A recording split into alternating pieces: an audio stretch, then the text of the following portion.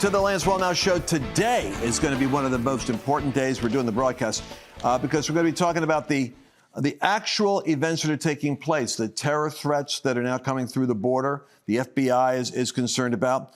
But the interesting story to me is the awakening that is happening in the minds of individuals like you'll hear Joe Rogan talking with quarterback Aaron Rodgers, the discovery and exposure that is taking place in the way in which data is being suppressed from Facebook on Tucker that is not, you can see on Twitter, X is 187 million views on his interview. Less, I think it's like 100,000 on Facebook. What is going on when government gets involved with media? Well, you want to end that collusion very quickly. And by the way, you want to like, share, and subscribe with these broadcasts because we hit that same suppression all the time. But it's because of you that we can stay above the waterline and stay out there. And speaking of above the waterline, the Dow, which is the index for the stock market, just had its most significant drop, like 500 points just happened this week. Its most significant one since, I think, a year ago, March. And if you analyze the market, you're going to see that the globe is in a desperate financial debt situation. A lot of money is in flight, and it's pumping up artificially the stock market. America's stock market is looking good right now, but it's dangerously overvalued. I mean, it's one thing if your house, you know, that you bought for like 100,000, you could sell for 200. When you can sell it for 2 million, you know the money is monopoly money. So something's happening in the stock market that's very ominous, and it could be a big adjustment coming.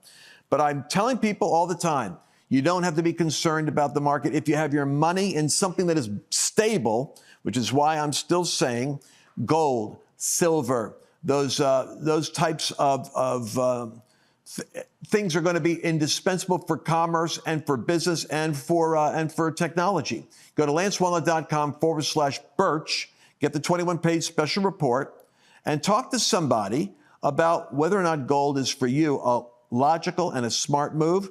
So many people have been listening to me on this. I myself believe the Bible verse says the silver is mine and the gold is mine because there's a kind of a tradition of history on the store of value has been in gold. The reason why the banks all over the world are trying to maximize gold, Russia and China trying to maximize gold, is because they don't trust the dollar. Maybe you shouldn't trust the dollar also. Put your money into something that's going to hold your value. lancewallnau.com/Birch. Get the report and be forewarned. Now, we're going to go into today's program. I can't wait to share this with you. Let's jump in. Welcome back to the Lance Wallnau Show. We're talking about the corruption. And so, Carl, when did we officially authorize wiretapping on American citizens? When was that? That was done? October 2001 with the Patriot Act. The Patriot Act, okay. I can remember the people that would be talking about, you know, the hyper sensitivity to surveillance of government intrusion into the citizen's life. And I can remember that we all looked at that because of 9/11 and said, that's justified because there's terrorism. If they had been wiretapping, they could have maybe picked up on these guys talking about how they're going to fly planes into the World Trade Center. So under the fear that we were going to be attacked, this is important you catch this. What government will do is it will exploit fear as a mechanism to increase its control. So after the COVID leak and the lab leak, which was treated as a pandemic from unknown sources, the government acquired this tremendous aphrodisiac of being able to shut you down, distance you, control you.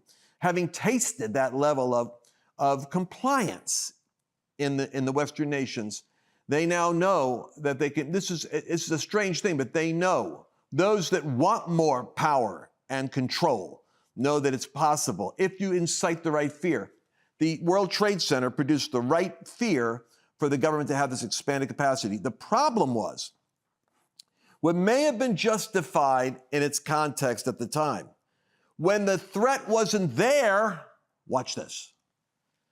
the intelligence agencies, the FBI, what we now know, is that they never rescinded their power to do the wiretapping. They just had to change the target.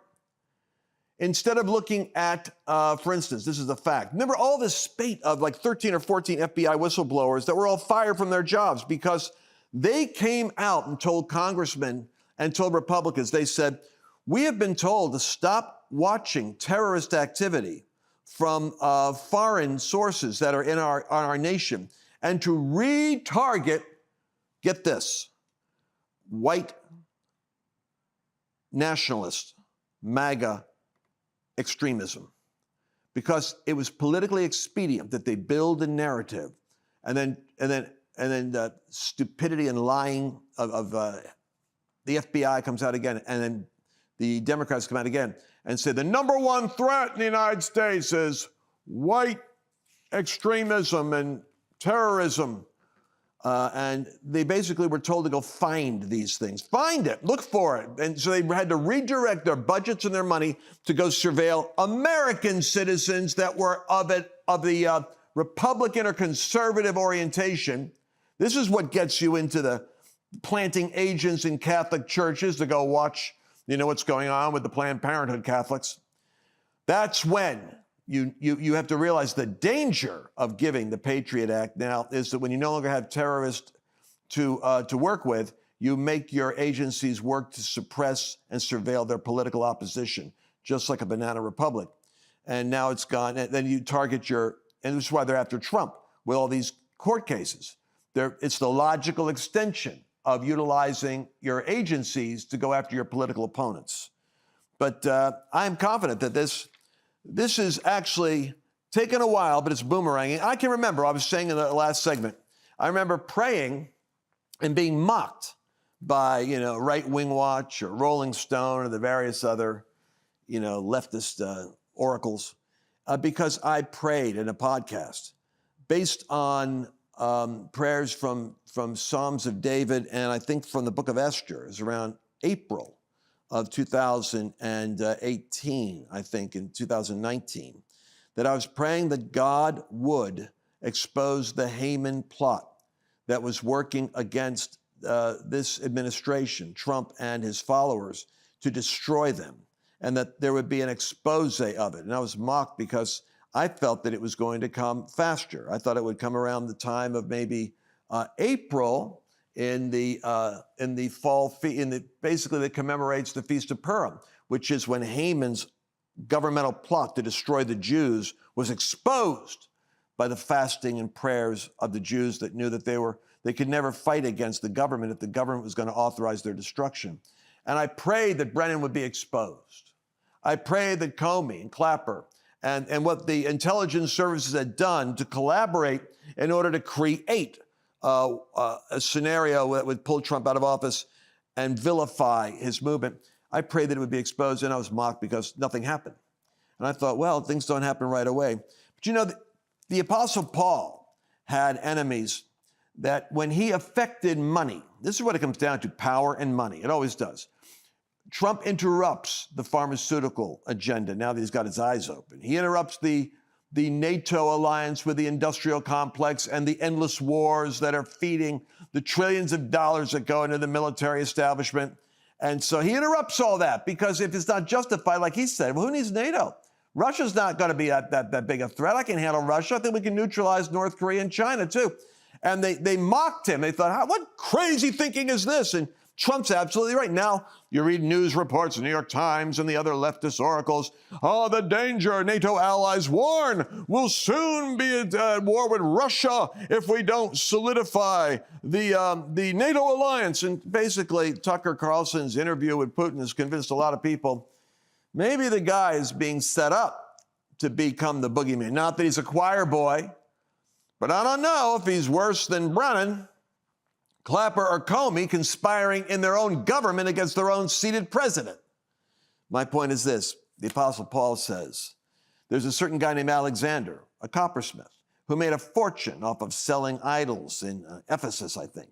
And Paul impacted his trade so that they literally brought accusations against Paul, accused him, the Apostle Paul of the Bible, of being a insurrectionist who was destabilizing the city and the government, and that these are troublemakers who need to be locked up and locked underground. And so they went after Paul, and they went after his team, which was merely planting first century churches. And Paul wrote to Timothy in an interesting letter in the 2 Timothy 4:14, for you Bible scholars out there. He said, Alexander the coppersmith did me a great deal of damage. And then he adds this very interesting statement. May the Lord repay him according to his deeds.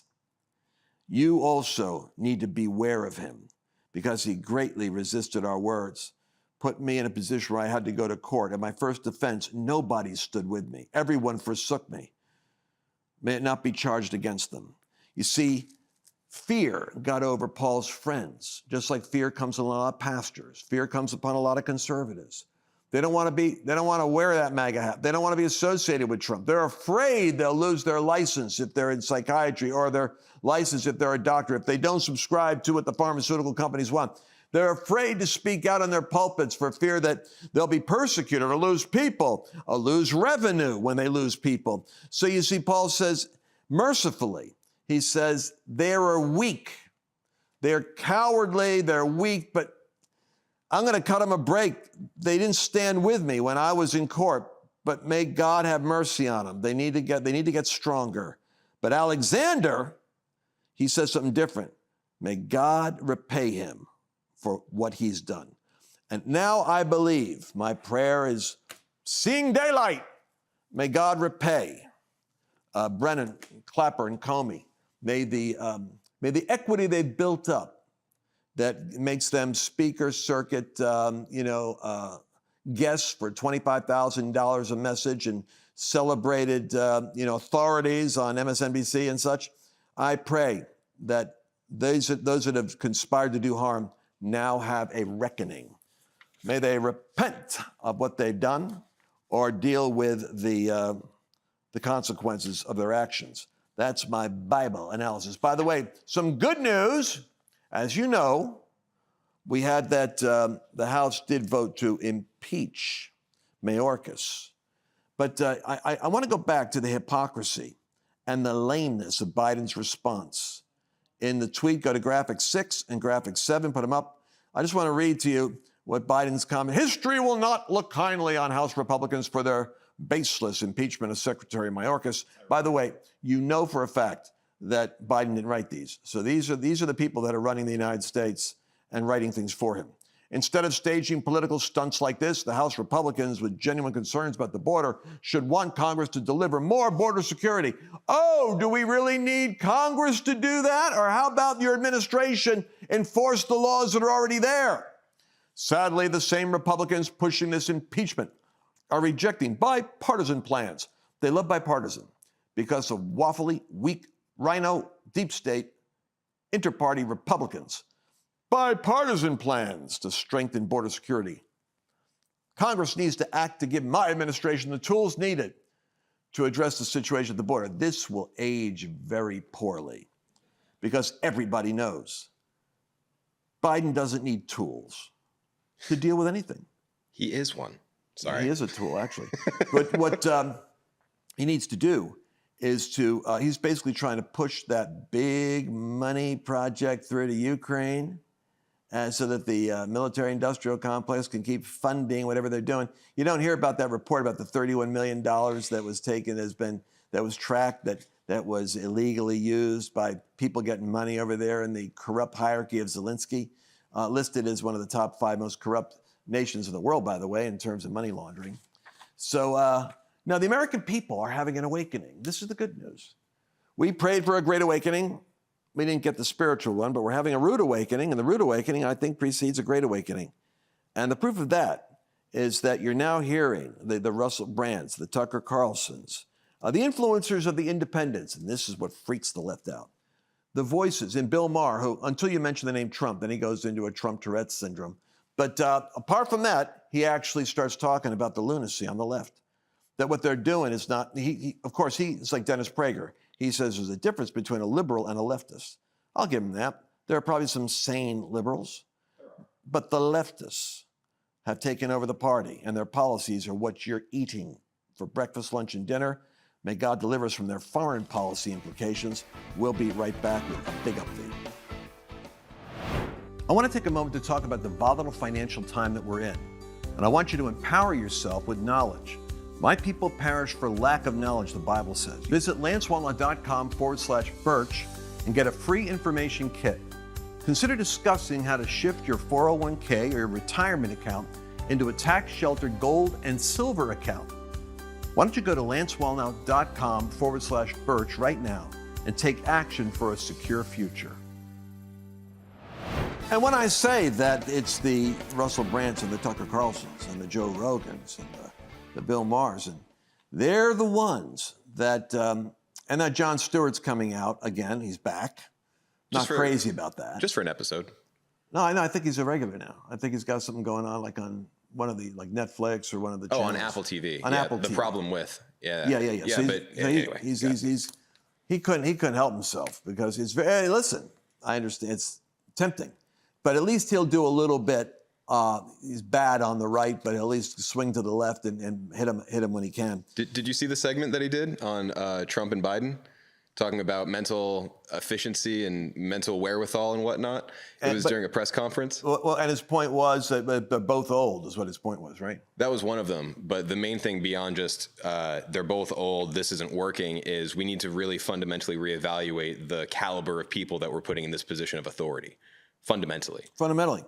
Well, that's what supposedly the primary process is about. If Biden would have been allowed to debate anybody, you would have found that his cognitive capacity was already compromised. Mm-hmm. But I want you to hear, now I remember Joe Rogan, because, I listened to Joe over the years, various, little segments. He's an interesting kind of a guy because he started off with this total skepticism about religion because he grew up in Boston, Catholic, church exposed, and then it's all like crazy stuff, believing in, God in the sky, talking to people. And so he had a tremendous cynicism. I watched the evolution. It was really the telling moment, which I don't have a clip on for you, is with Jordan Peterson, because he'd sit down and talk to people he respected as intellectuals. I remember one time he goes, well, you don't really believe that Bible stuff, do you? And I remember Peterson looked at him with exasperation, like a professor talking to a freshman that doesn't understand his class. He goes, it's not that simple, Joe. You can't just make statements like that. And he went down, boom, and he drilled into a classic Jordan Peterson 7-minute educational session on how it is that the stories that are in the Bible are actually the stories that have shaped civilization, and that the Bible itself is the source code of all of the literary works that have come out since then. And the impact of its stories and there's a reason why these stories from Genesis resonate thousands of years, because they reflect a fundamental truth. And bam, so you see Joe going, okay. And he literally says it. Look, I'm not saying you're wrong. I'm just saying I don't understand. That began the evolution of Joe Rogan. But then he had a guy in there who was a evolutionary creationist scientist. I mean, a brilliant guy. And when you're talking to these PhDs, who's a Christian, and he starts discussing the complexities of design and the fact that statistically it's impossible that this could have self-generated, because given the same environment, any other environment, none of this stuff just creates anything. We have thousands of years of observation. Something had to have happened that was designed in there. And so Joe's like, well, what about this? And he's answering the question. I'm watching as we pray the hand of God coming upon what I call trophies of grace. That's what actually was Charles Finney called them, which are leaders in secular society who are overtaken by the hand of God, who actually come out as proponents of faith. I want you to watch this evolution of Joe Rogan here as he talks with quarterback Aaron Rodgers about his reflections now on the necessity of morality and religion. Watch this. Well, unfortunately, the problem with living in a secular society and living in a society that has a lot of people that are atheists, that have no belief system at all, is you find a belief system. And that's a lot of these people that call themselves atheists, or they've subscribed to the religion of woke. Their God is equity and inclusiveness. Their God is this ideology that they think that you have to subscribe to. And that's why it's spooky, because human beings seem to have a very strong desire for some sort of order and form and some sort of pattern that they can follow that seems to be the right way to go. And they can be led. They can be led by cults. They can be led by groups of people. They can be led by, intolerant governments and evil armies and corrupt politicians. They can be led. But I think as time rolls on, people are going to understand the need to have some sort of divine structure to things, some sort of belief in the sanctity of love and of truth. And a lot of that comes from religion. A lot of people's moral compass and the guidelines that they've used to follow to live a just and righteous life has come from religion. And unfortunately, a lot of very intelligent people, they dismiss all of the positive aspects of religion because they think that the stories are mere superstitious fairy tales, that they have no place in this modern world, and we're inherently good and your ethics are based on your own moral compass and we all have one. And that's not necessarily true, because you see the way people behave in war. They don't have any moral compass. They're just murderers and killers, and we've asked people in service of our country to go to these places and behave like murderers and killers and then reintegrate into society, right back into society, and be a good person again. And they don't know how to do it, and they go crazy. And there's a lot of them who come back and they're down is up and up is down. They don't know what. And we don't help them out. We don't help them out. At all. And the suicide is I think, is it the number one killer of veterans? Pretty sure. Yeah. Yeah, but Yeah, it's a up world we live in. We need Jesus. I think, for real.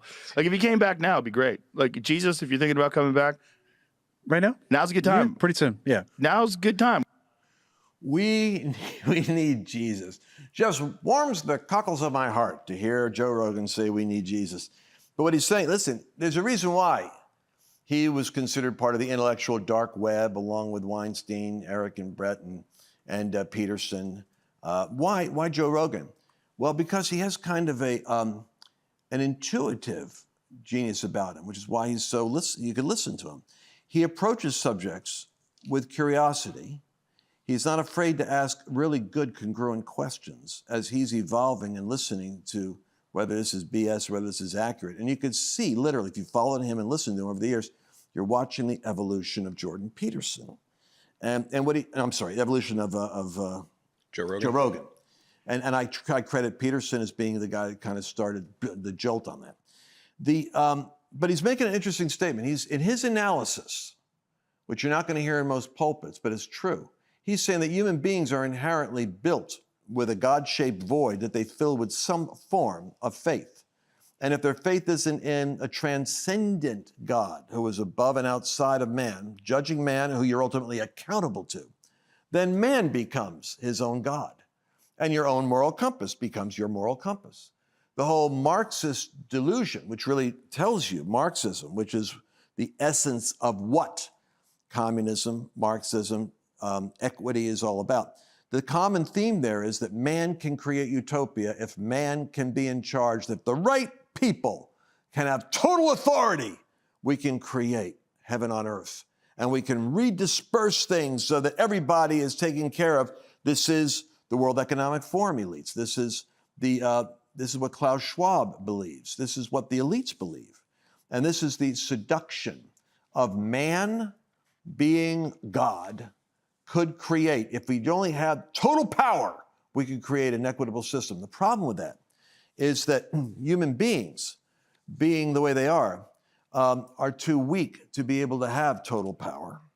And so if you don't have those checks and balances, then what happens is human beings put themselves in a position where they have more power than they should have, and that they can impose their own agenda on other people, and it makes for a life of misery. And that's the story of history, wherever you have that kind of structure. Faith actually puts you in an interesting position where, let's face it, everybody, when they're playing a game or when they're tempted to make money selling drugs that haven't been tested, and yeah, there might be some negative effects, but listen, we can make a fortune doing this. In fact, we need to come out with a new virus so that we can sell more of these drugs. You see, the seduction of money or of power is such that it causes you to compromise your moral compass. And that's what sin is. Sin really is the compromising of the moral compass that human nature does all the time. The fact of the matter is, if you really believe God existed, here's the catch. The other person might not know you're conning them, but God knows you're conning them. And if you really have a belief in a transcendent God that you're ultimately accountable to, it puts what's called the fear of God on you, so that it doesn't matter whether other people catch you in the lie or know that you're conning them. God knows. And it's that awareness that God's watching you that is the essence of the Hebraic Judeo faith that produces a kind of a reverence towards accountability and judgment. And that's what's missing in a lot of these cases. I want to transition now into, well, we got 1:52. Oh, that's all we got left. This is the end of the program. I can't believe it.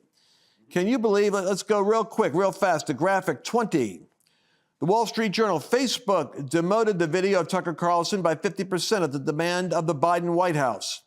Do you think Joe Biden is interfering with your ability to see information? Look at graphic 21. Numbers from February 11th. Tucker's interview with Putin had 12 million views on YouTube, which is, I think, suppressed. 187.6 million on X. Thank God for Elon Musk. Another trophy of grace coming every day closer. Facebook has 0.1 million. What is that? 1 million? Is that 100,000? Huh? 100,000. It's 100,000, which tells you. It's kind of like I just did. You guys got to go to my Facebook page. I never promote my own page, but it's hilarious. Go there. I've got some stuff with Charlie Kirk I did. And for some reason, Facebook has put the subtitles. You know, we have a translation on the bottom. Just it repeats. I have an app that gives you in case you're driving or looking, not driving, but in case you're in a class and you're looking, you don't want other people to hear what's on the audio, you can read it. It's all in Spanish. And they're probably going to change it to Swahili after I fix it. And it's suppressed so that nobody can see it. But I did an interview with Charlie Kirk calling out leaders that are working against conservative Christians, leaders that are telling pastors to stay out of politics. And we get into it. We call them by name. We mention some people that would be shocking to know who they are. But the fact is, it's suppression. And what we need to know is, and I think it's like, what was it, Vivek and some other people that are saying that the reality is this is the government and the tech industry creating a dangerous alliance, and you know that. Want to see you again on our next broadcast. God bless you. Looks like you've been sleeping well. Megan, he's back. The My Pillow guy. And you're looking good. Still feeling good. Well, just when you thought it couldn't get any better, we've got the best pillow ever, My Pillow 2.0.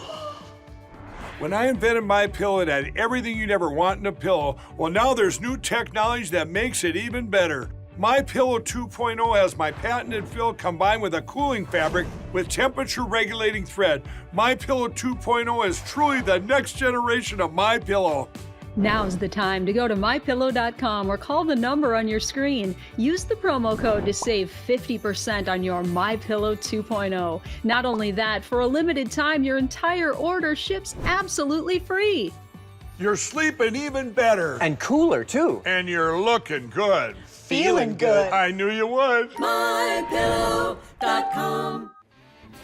Go to mypillow.com and use promo code Lance to save big on all of Mike's best products. That's promo code Lance. Did you enjoy this latest episode? Please remember to share it with your friends, because the more knowledge you have, the better equipped you are to navigate the world.